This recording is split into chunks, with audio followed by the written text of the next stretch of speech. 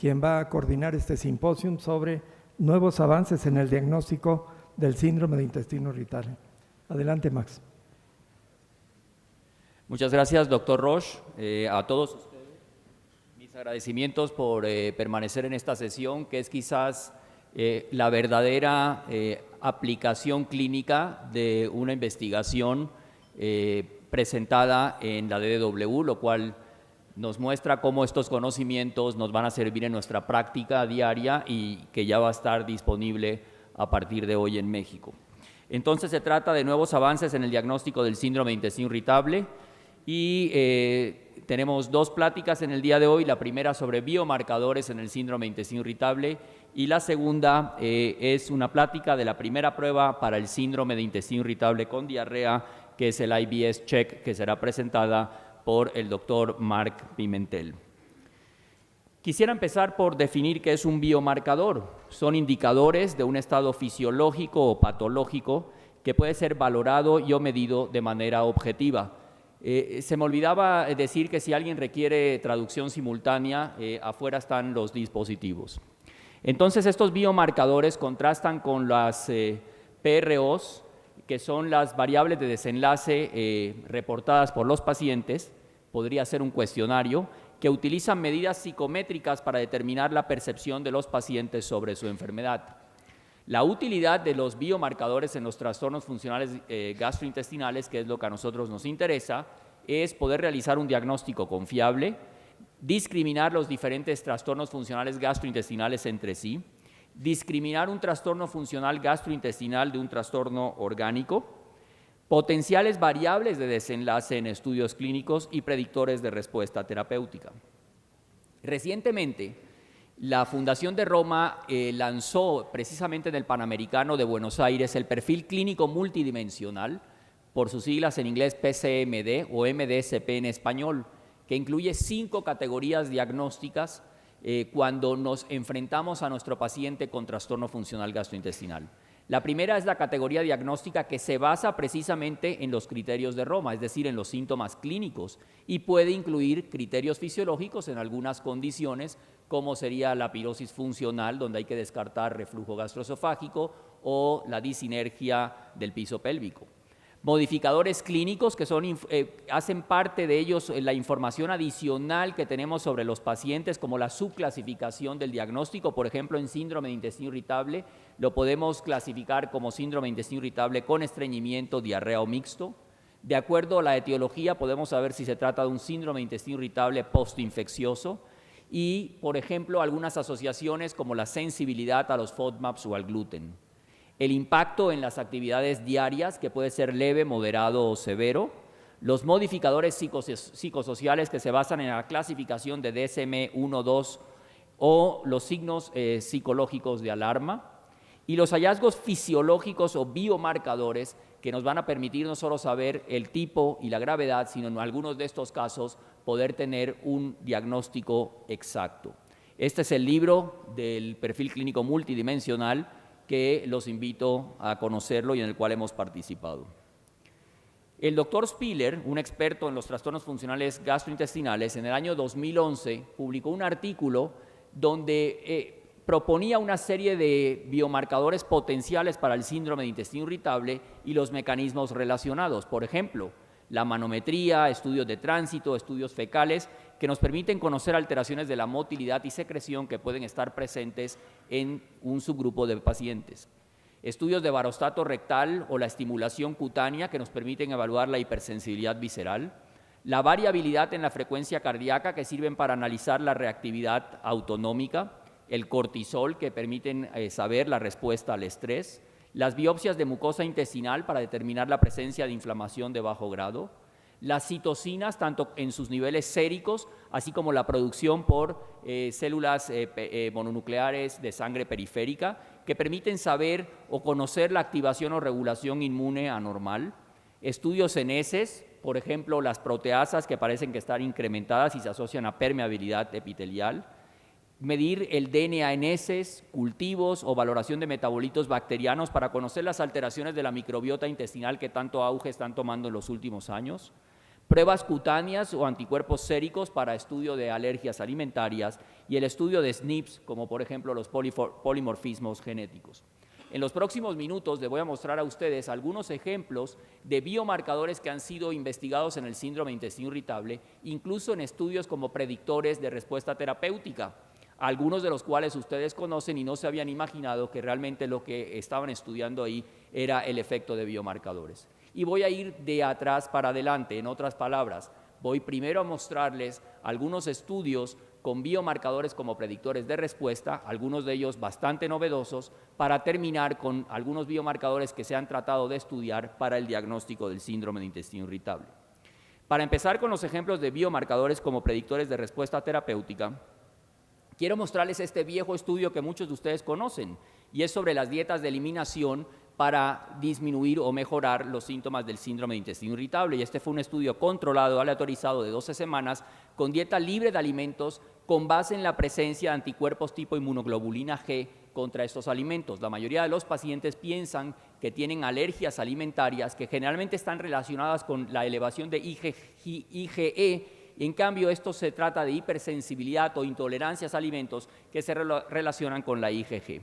La mejoría sintomática basada en esta dieta, teniendo en cuenta la elevación de estos anticuerpos, demostró un 17% de mejoría con la dieta simulada contra un 28% en la dieta de exclusión. Y esto es lo que sucedió en el estudio dependiendo de la adherencia a dicha dieta, si era baja, moderada o alta. Y ustedes pueden ver que la dieta simulada con una alta adherencia fue significativamente superior en mejorar la severidad de los síntomas. Comparada con, la dieta de exclusión fue significativamente superior comparada con la dieta simulada. Muy recientemente, para los que les gusta la endoscopía, ya hace un rato estábamos oyendo a los expertos en algunas técnicas endoscópicas, la endomicroscopía confocal ha mostrado y ha evidenciado algunos cambios agudos en el duodeno por infusión de antígenos alimentarios. Para empezar, déjenme mostrarles esta foto comparativa sacada de ese estudio, donde analizaron la concordancia entre la endomicroscopía confocal y la histología para determinar la presencia de linfocitos intraepiteliales. Como ustedes pueden ver, a mano izquierda la endomicroscopía confocal y a mano derecha la histología, y ustedes pueden ver que la concordancia entre ambas técnicas fue del casi 71%. Con base en esto, los investigadores realizaron un estudio en 36 pacientes con síndrome de intestino irritable y 10 con esófago de Barrett. Les inyectaron fluoresceína al 40% e infundieron en el duodeno diferentes soluciones, algunas de leche de vaca, solución de trigo, levadura, soya y un control con simeticona. Y estos fueron los resultados. La exposición a estos antígenos produjo a los 5 minutos en la endomicroscopía confocal, o al menos evidenciada por la endomicroscopía confocal, incremento en los linfocitos intraepiteliales, formación de brechas intraepiteliales e incremento en el espacio intervelloso, como pueden ustedes observar. Posteriormente hicieron una dieta de exclusión basada en aquellos antígenos que produjeron dichas modificaciones y lo analizaron a las 4 semanas, encontrando una mejoría del 50% de los síntomas y al año una mejoría del 74% de los síntomas, lo cual nos indica que esta endomicroscopía confocal con la infusión de antígenos nos podría ayudar a determinar qué pacientes tendrían estas intolerancias alimentarias y podríamos suspender estos antígenos y habría una mejoría, por lo menos en este caso, en los síntomas.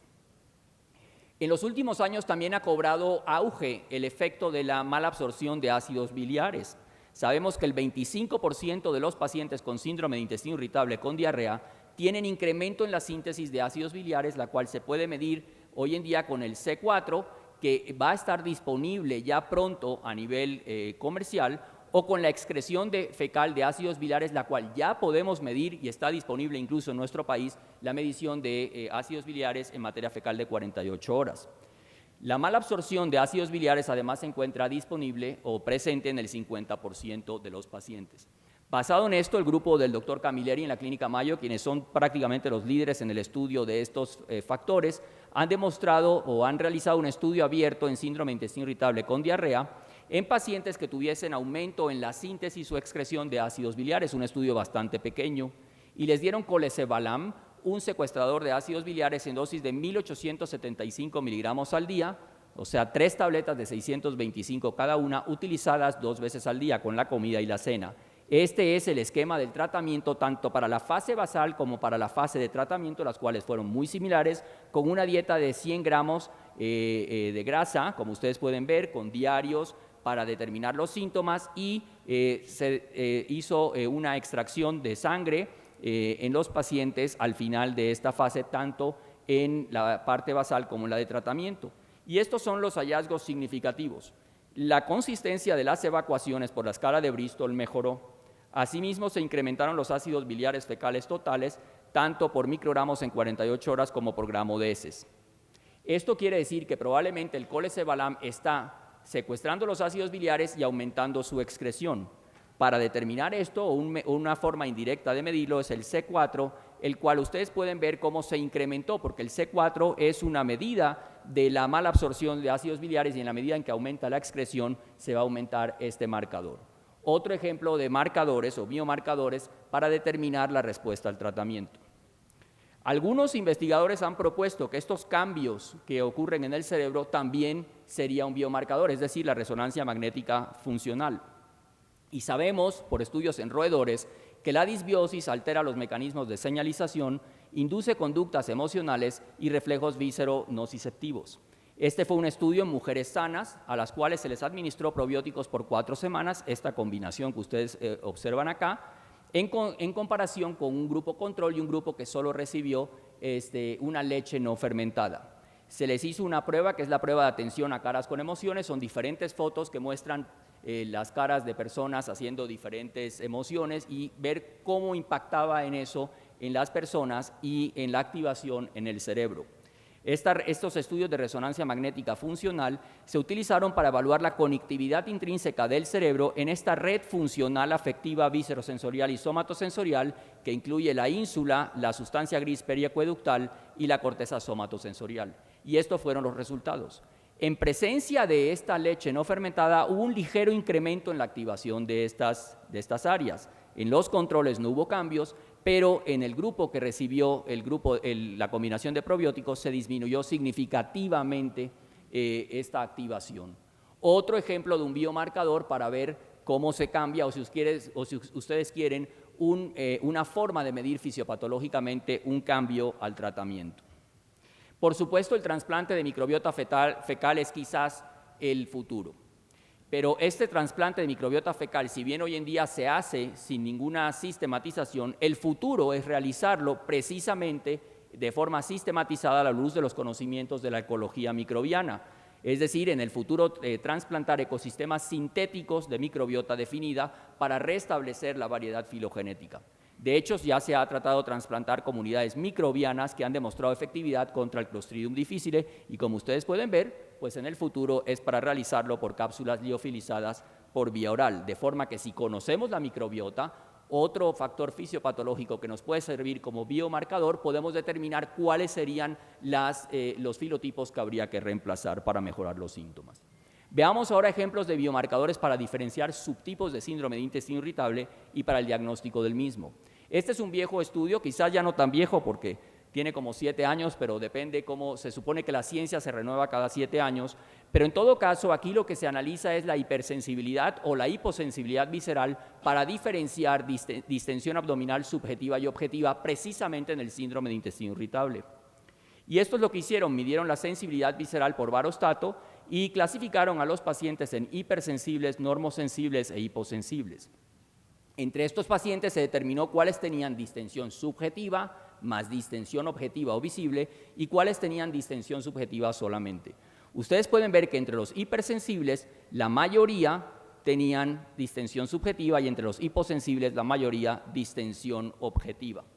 Cuando se clasificó por los subgrupos que estudiaron en este caso síndrome de intestino irritable con estreñimiento y diarrea, se puede ver que nuevamente aquellos que tienen distensión subjetiva y objetiva son predominantemente estreñidos, lo cual quiere decir que probablemente la distensión objetiva se asocia principalmente a este subtipo.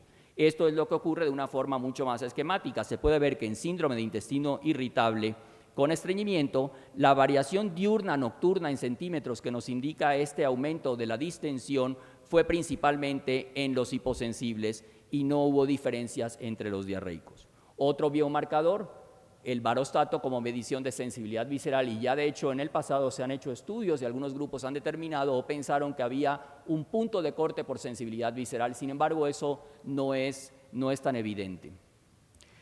Los niveles séricos de citocinas, como mencionaba en el cuadro inicial, también han sido estudiados. Sabemos que probablemente aquí hay un problema de activación inmune o un problema en la regulación inmune en los pacientes con síndrome de intestino irritable, y estos son como ejemplos un estudio que nosotros hicimos en México hace algunos años, es población nuestra, y ustedes pueden ver lo que ocurre con IL-10 entre controles, síndrome de intestino irritable con estreñimiento, mixtos y diarrea, y lo mismo lo que ocurre con TNF-alfa. Si ustedes se fijan, los pacientes con diarrea tuvieron menores niveles de IL-10 y mayores niveles de TNF-alfa, y algunos grupos, así como nosotros, propusimos en su momento que este podría ser un biomarcador para síndrome de intestino irritable. Sin embargo, en un reciente metaanálisis de los niveles séricos plasmáticos de IL-10 y TNF-alfa, donde hay estudios de Estados Unidos, Europa, el Medio Oriente y nuestro estudio en México, ustedes pueden ver que el IL-10 no sirvió para diferenciar síndrome de intestino irritable de los controles, excepto en nuestro estudio, lo cual quiere decir que hay variaciones poblacionales. Sin embargo, los menores niveles de IL-10 en pacientes con síndrome de intestino irritable versus controles se encontraron solamente en el grupo de hombres cuando se hizo el metaanálisis. Asimismo, con el TNF-alfa tampoco hubo diferencias con los niveles elevados y solamente 2 estudios encontramos niveles elevados, quizás en el estudio de Irán y el nuestro. No sabemos si hay algo en el mundo subdesarrollado que pueda estar en relación a esto, pero los niveles altos de TNF-alfa, cuando se comparó por subtipo individual contra controles, sí parecía estar asociados, así como en mujeres con síndrome de intestino irritable. Pensaríamos entonces que estos niveles de TNF-alfa podrían estar relacionados de forma genética, y ya mencionaba también en el cuadro inicial que los NIPS o los polimorfismos podrían ser también biomarcadores para el síndrome de intestino irritable. Me da la impresión que no se alcanza a ver esta gráfica, pero lo que les quiero mostrar es aquí que el genotipo bajo productor de TNF-alfa incrementó el riesgo de síndrome de intestino irritable, y en cambio el genotipo alto productor de TNF-alfa disminuyó el riesgo para síndrome de intestino irritable. Sin embargo, vean ustedes que estos 3 estudios fueron los estudios de Europa y Norteamérica que fueron eliminados, y estos hallazgos solo se encontraron cuando se eliminaron estos estudios. Aquí incluso en los que fueron factor de riesgo se incluye la población mexicana, lo cual quiere decir que probablemente también hay diferencias poblacionales en estos genotipos. Pero si el genotipo alto productor disminuye el riesgo de síndrome de intestino irritable, entonces ¿cuál es la causa de estos niveles elevados de TNF-alfa que hablamos hace un rato? Probablemente hay un insulto extra que está desencadenando estos niveles y podría ser una infección gastrointestinal o alteraciones en la microbiota. Los únicos 2 estudios que analizaron los alelos de acuerdo a la presencia de síndrome de intestino irritable postinfeccioso determinaron que el alelo alto productor de TNF-alfa se asociaba precisamente con este subtipo de pacientes. Ejemplos de biomarcadores para discriminar trastornos orgánicos del síndrome de intestino irritable. Principalmente nos interesa cuando vemos a nuestros pacientes la enfermedad inflamatoria intestinal, y este quizás es el punto clave de nuestra sesión de hoy. Para entender un poquito esto, quisiera hablar de los biomarcadores fecales en la inflamación intestinal, y los expertos aquí presentes de enfermedad inflamatoria intestinal conocen muy bien esto. Esta gráfica que he realizado la he modificado de este artículo del World Journal of Gastroenterology de Dabritz y colaboradores. Pero quisiera mostrarles lo que aquí estamos ejemplificando. Por un lado, ustedes pueden ver lo que ocurre en la submucosa, en la lámina propia, en el epitelio, en la capa de moco y en el lumen. Ante la presencia de un insulto que puede resultar una infección, por ejemplo, se activa el sistema inmune, que puede ser la respuesta inmune innata y la respuesta adaptativa. Entre la primera tenemos los neutrófilos que secretan esta serie de proteínas y marcadores de degranulación, como son la proteína S100A12, la calprotectina y la lactoferrina, las 2 que más utilizamos en la práctica, la elastasa y la mieloperoxidasa. Los monocitos liberan calprotectina, lactoferrina y mieloperoxidasa, y los macrófagos lactoferrina y mieloperoxidasa. En la respuesta adaptativa, los linfocitos secretan lactoferrina y mieloperoxidasa. Pero estos marcadores no solo son secretados por estas células, sino a nivel del epitelio también se secretan otras moléculas como las defensinas, la calprotectina y la lactoferrina. Se sabe que cuando estas sustancias son secretadas van hacia la luz y se concentran en la materia fecal, de forma que lo que encontramos en la materia fecal es proporcional a la cantidad secretada en estas reacciones, por lo cual podemos utilizarla para la medición como biomarcadores. Y esto es lo que sabemos, quizás la calprotectina es la que mejor información clínica y práctica nos da, también la tenemos disponible en nuestro medio, y parece que la lactoferrina es tan equivalente a la calprotectina. Ahora, la calprotectina puede estar elevada en otras enfermedades como son otras enfermedades inflamatorias e inclusive infecciones, en cirrosis, en el uso de alcohol, por lo cual resulta a veces un poco complicado diferenciarla como marcador para síndrome de intestino irritable de enfermedad inflamatoria. Por otra parte, no sería un marcador de síndrome de intestino irritable, sino un marcador de la enfermedad inflamatoria para eliminarlo o excluirlo de este diagnóstico. En este mismo estudio, ellos analizaron la precisión diagnóstica de estos biomarcadores fecales en la diferenciación de la enfermedad inflamatoria intestinal de síndrome de intestino irritable. El tamaño de los puntos corresponde al tamaño de los estudios. 200 sujetos son puntos más pequeños, 600 sujetos son punto más grande.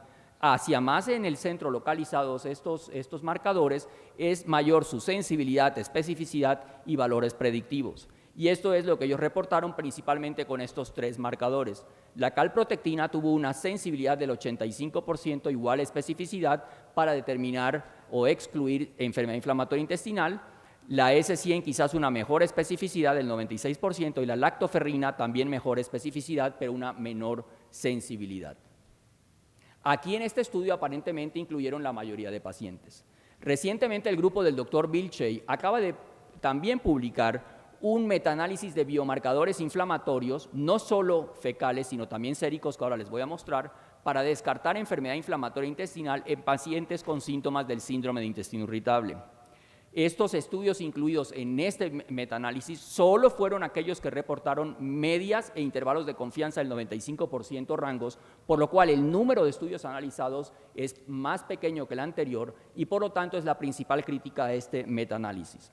Y estos son los biomarcadores analizados. La velocidad de sedimentación globular que tenemos todos los días en nuestras biometrías hemáticas, 4 estudios, tomaron 2 valores y no hubo diferencia en la probabilidad para excluir o para determinar la presencia de enfermedad inflamatoria intestinal de síndrome de intestino irritable, por lo cual no sirve para excluir enfermedad inflamatoria intestinal.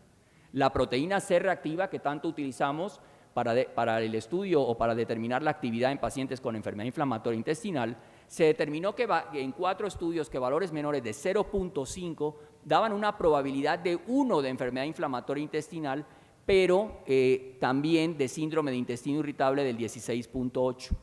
Entonces, esto hace posible que con una proteína C reactiva en valores bajos podamos prácticamente excluir la presencia de enfermedad inflamatoria intestinal. Requerimos valores más elevados para este problema.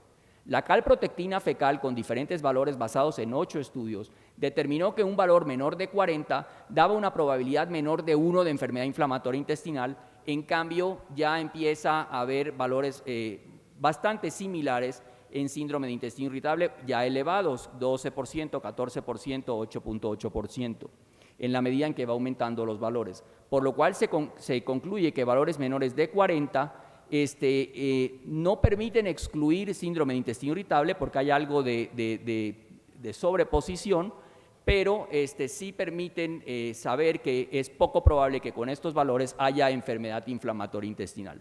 ¿Por qué pueden estar elevados estos valores en síndrome de intestino irritable? Quizás porque puede haber inflamación de bajo grado, como ya sabemos.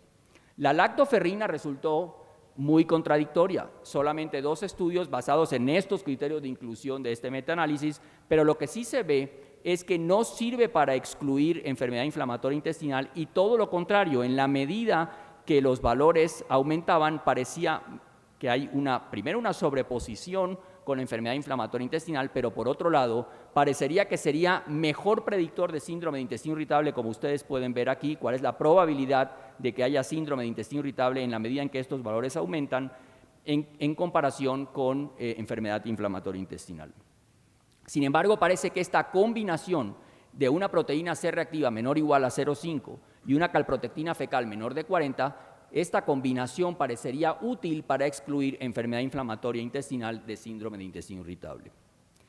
¿Qué es lo que pasa en nuestra clínica? En la clínica nosotros vemos pacientes y ya sea con nuestros propios criterios o con nuestra experiencia, pero utilizando los criterios de Roma, nosotros llegamos a un diagnóstico de síndrome de intestino irritable.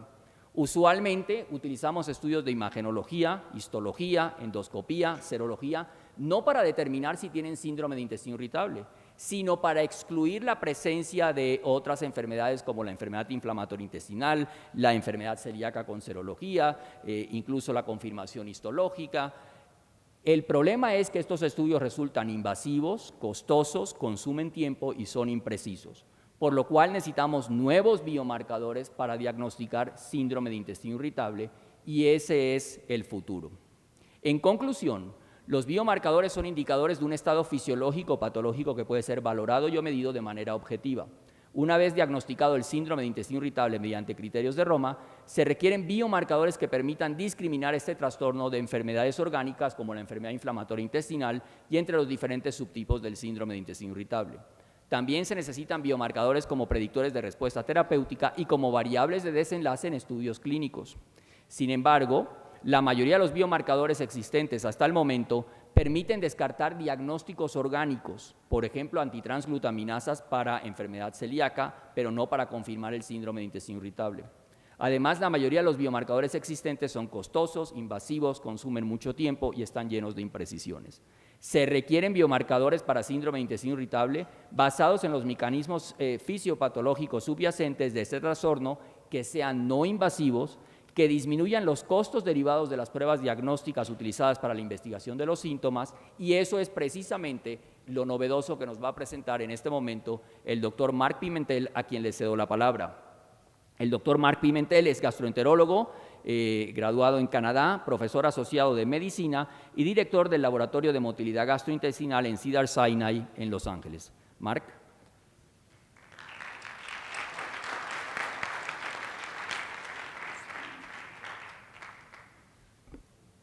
Thank you very much, Max. It's a pleasure to speak on the same podium as you once again. I have a lot of slides to go through, and I want to explain that this is another revolution in IBS in the sense that we might be able to identify a pathophysiological mechanism based on a blood test that can give us the diagnosis. When I started communicating with this company, Commonwealth, one of my comments was, after we launch in the US, it's very important Mexico be second, because I've had such good experiences in Mexico, and I think that the relationships I've had with Max